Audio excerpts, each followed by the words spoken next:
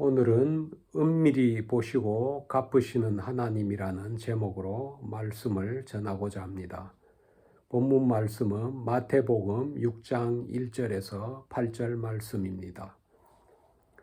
사람에게 보이려고 그들 앞에서 너희 의를 행하지 않도록 주의하라. 그리하지 아니하면 하늘에 계신 너희 아버지께 상을 받지 못하느니라. 그러므로 구제할 때 외식하는 자가 사람에게서 영광을 받으려고 회당과 거리에서 하는 것 같이 너희 앞에 나팔을 불지 말라. 진실로 너희에게 이르노니 그들은 자기 상을 이미 받았느니라. 너는 구제할 때 오른손이 하는 것을 왼손이 모르게 하여 내 구제함을 은밀하게 하라. 은밀한 중에 보시는 너희 아버지께서 갚으시리라. 또 너희는 기도할 때 외식하는 자와 같이 하지 말라.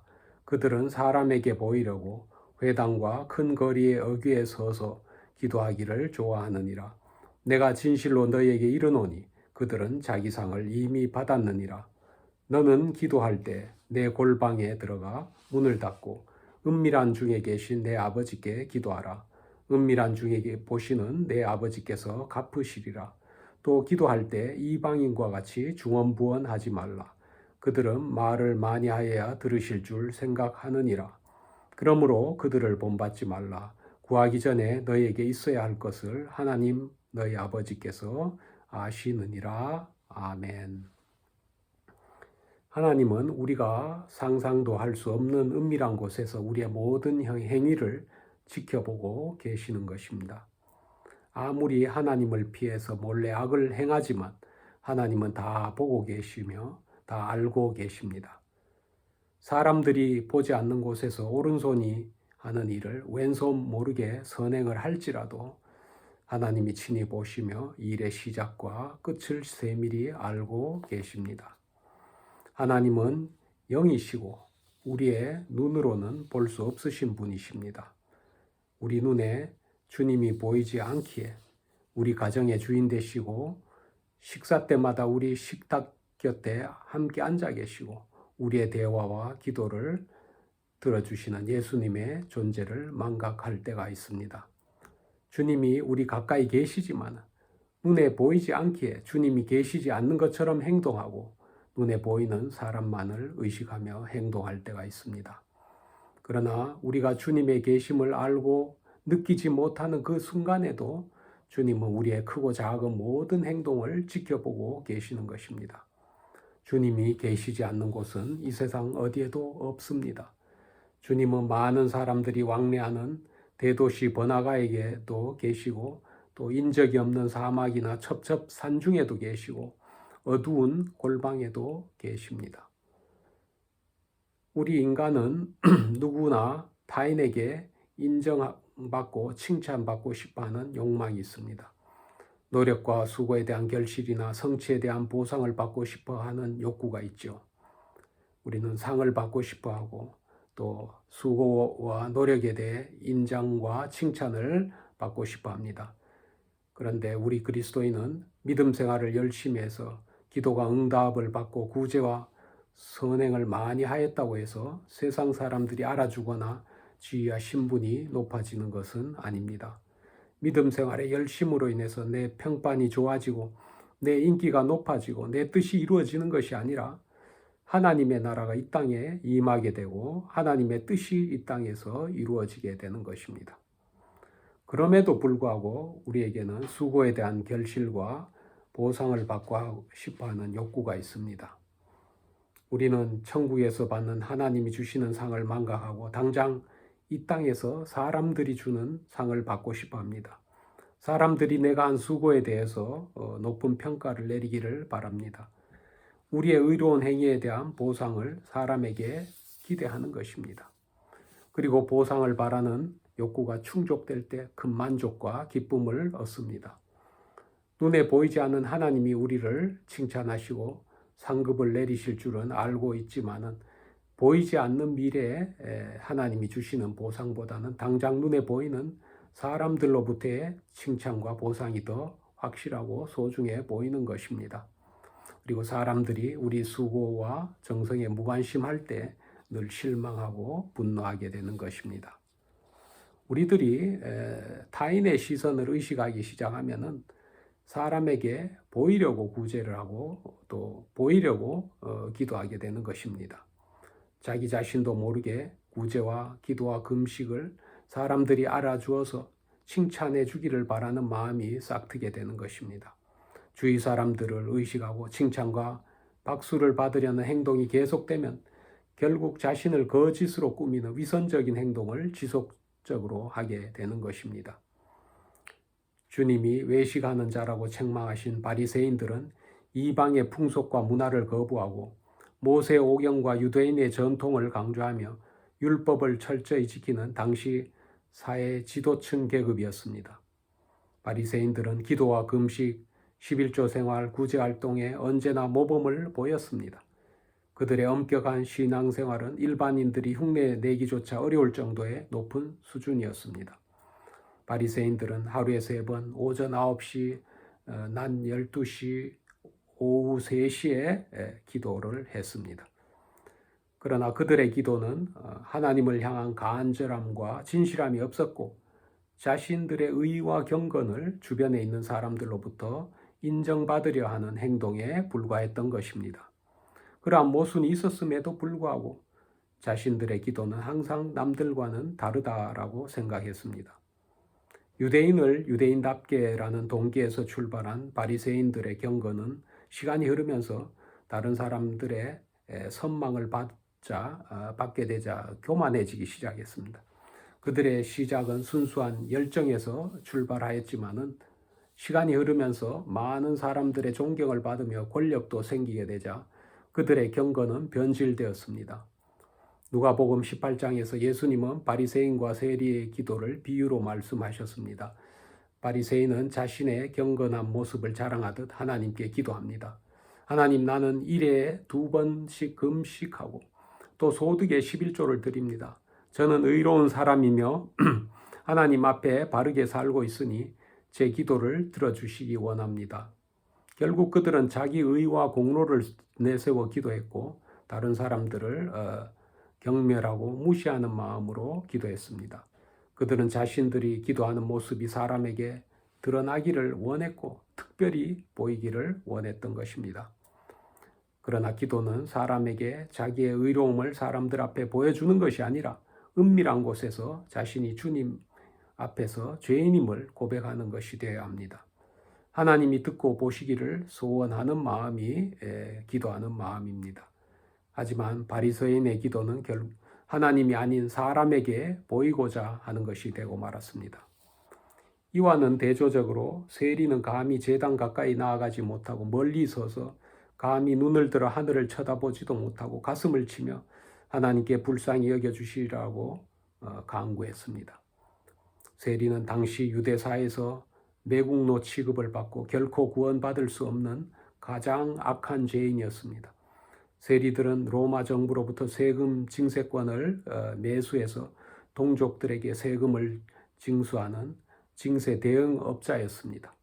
그런데 세리들은 항상 정해진 금액보다 많은 금액을 징수하여 착복했기 때문에 악한 매국노 취급을 받고 죄인으로 여겨졌습니다. 세리들은 이렇게 해서 많은 돈을 벌기는 했지만 동족들로부터 많은 멸시를 당했죠. 예수님의 비유를 들었던 사람들은 당연히 바리새인의 기도가 하나님께 상달되었을 것이라 생각했습니다. 그들이 보기에 바리새인들은 가장 경건하고 믿음이 좋은 사람들이었으며 율법을 철저히 지키고 가장 열심히 기도하는 사람들이었기 때문입니다. 반면에 세리는 사악한 죄인이고 매국노였기 때문에 하나님께서 세리의 기도는 듣지 않으시리라 생각했습니다. 그러나 예수님께서는 바리새인이 아니라 세리의 기도가 응답받았다고 말씀하셨습니다. 바리새인은 교만하게 자신을 높였고 세리는 겸손하게 자신을 낮추었습니다. 바리새인은 자신이 의롭다 여겼고 자신의 선행과 경건을 자랑했습니다. 그는 교만했고 자신의 의로움을 남들이 다 알아주기를 원했습니다. 하나님께서는 이 바리새인을 기뻐하지 않으셨고 그는 여전히 소망 없는 죄인으로 남았습니다. 이와는 반대로 세리는 자신이 소망 없는 죄인임을 겸손하게 고백하고 하나님의 은혜를 간구했습니다. 하나님께서는 세리의 죄를 사해 주시고 의롭다고 인정해 주셨습니다. 하나님 앞에서 가슴을 치며 죄인임을 고백하고 하나님의 긍휼을 간구하였던 세리는 하나님의 은혜를 받게 되었습니다.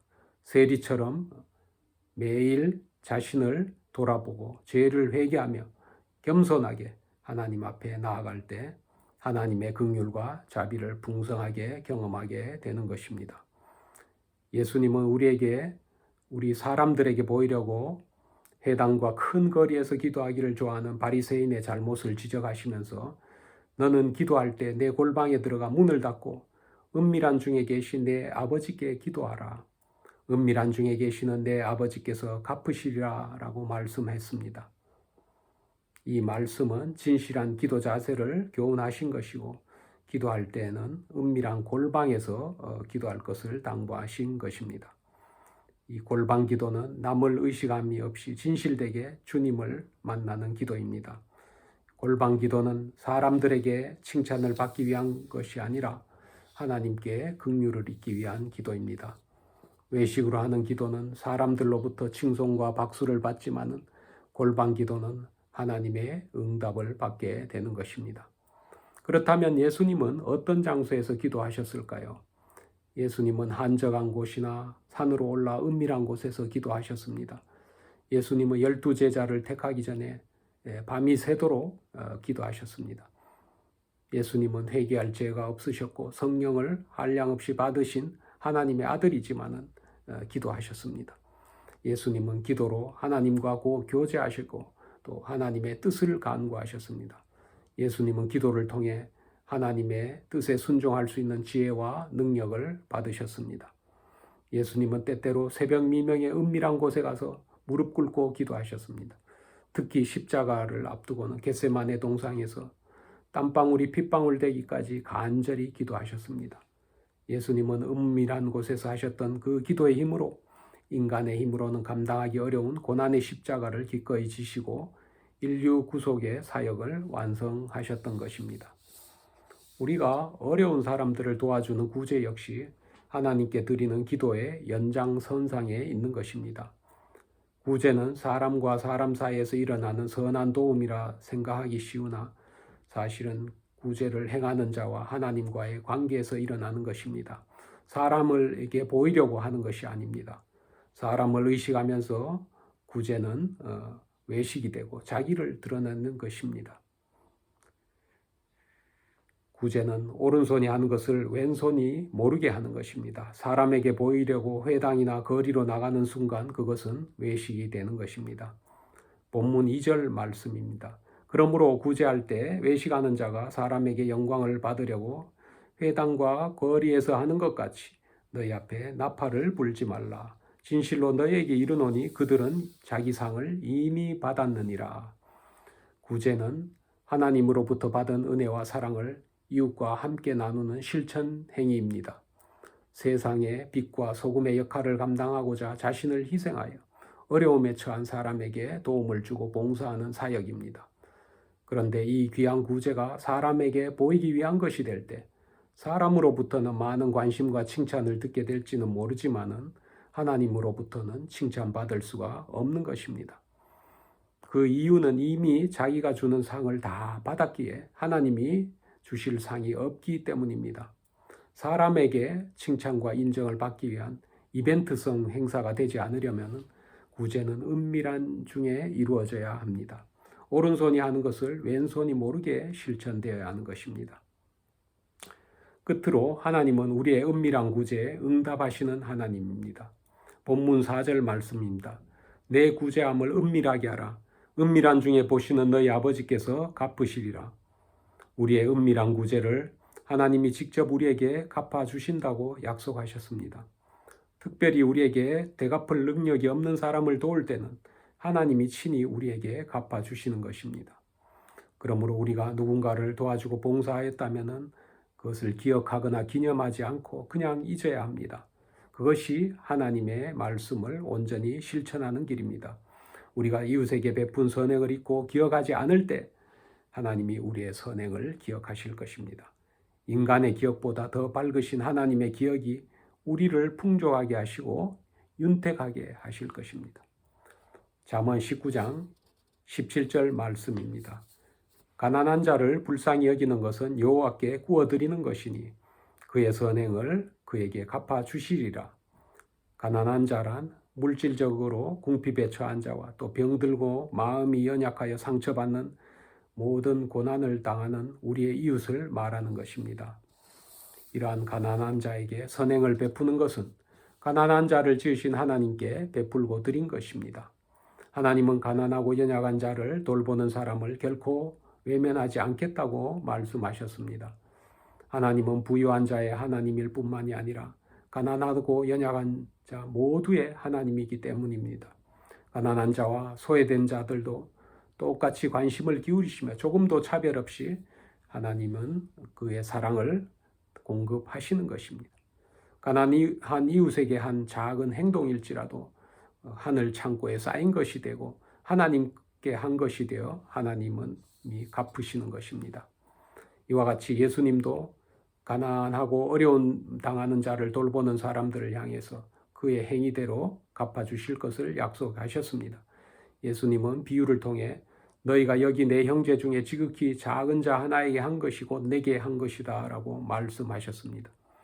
하나님은 우리에게 다른 사람들의 필요를 공급하는 일에 그리스도의 사랑으로 꼭 참여할 것을 당부하시는 것입니다. 또한 하나님은 우리가 뿌린 대로 거두게 하십니다. 하나님의 보응은 심은 대로 거두는 수학의 법칙이 적용됩니다. 사람이 무엇으로 심든지 그대로 거두리라고 하셨습니다. 우리가 이 땅에서 살면서 행하는 모든 일을 씨를 심는 일입니다. 씨는 언제나 정직하기 때문에 심은 대로 열매를 거두는 것입니다.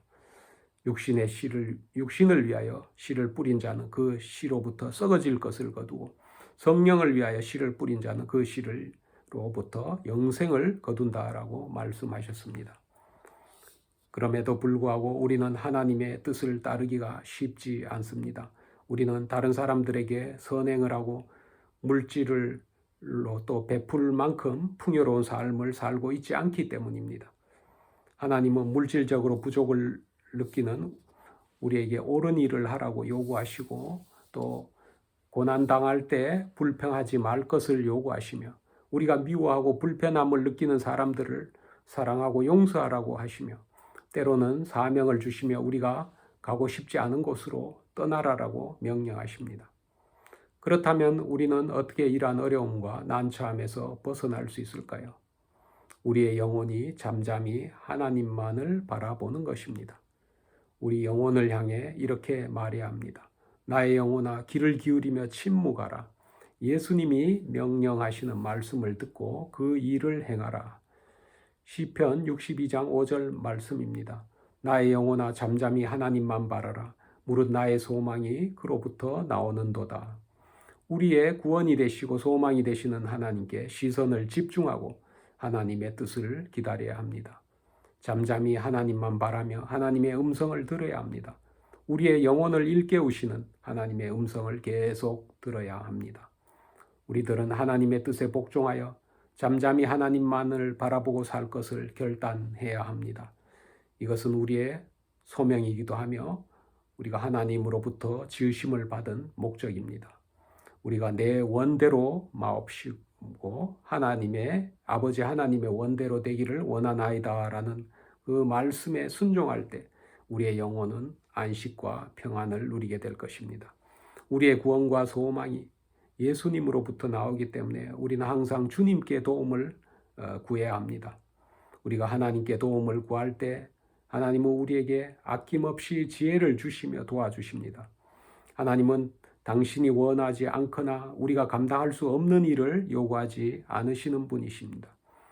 우리의 구원이시고 소망이신 주님만을 붙들고 세상을 향해 전진하고 승리하시기를 주님의 이름으로 축원합니다. 다 같이 기도하시겠습니다. 주님의 은혜와 사랑에 감사드립니다. 은밀한 중에 우리의 일거수일투족을 지켜보시는 주님께 우리 모든 삶이 오직 주님께 영광이 되기를 원합니다. 골방에서 주님께 기도할 때 응답해 주시며 구제를 할 때 오른손이 하는 일을 왼손 모르게 할 수 있게 하옵소서. 거룩하신 우리 주 예수님 이름으로 기도드리옵나이다. 아멘.